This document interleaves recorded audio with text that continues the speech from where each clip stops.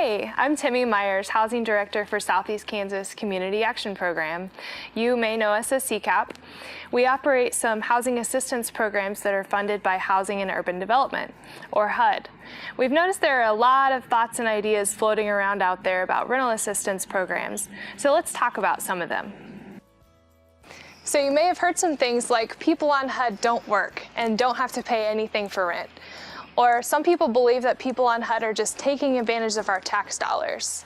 Or there's the popular myth that once you're on rental assistance, you're on it for life. So while there may be some truths behind some of those myths, I wanted to share some truths with you about SEK-CAP programs and the people we serve. Out of the 470 households that receive rental assistance from SEK-CAP in Southeast Kansas, over 80% of those households have income and pay something towards their rent.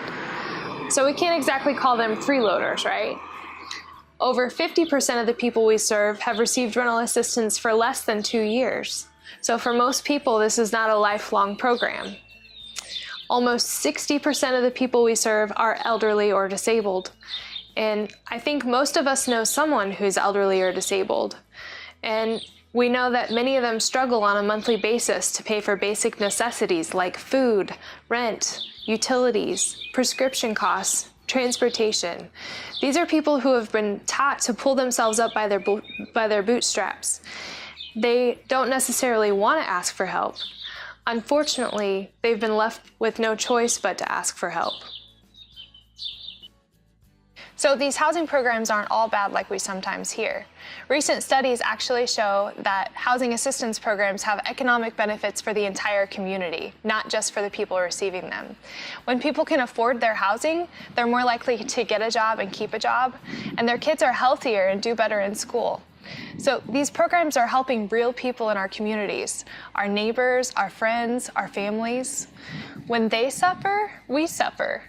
When they thrive, our whole community thrives.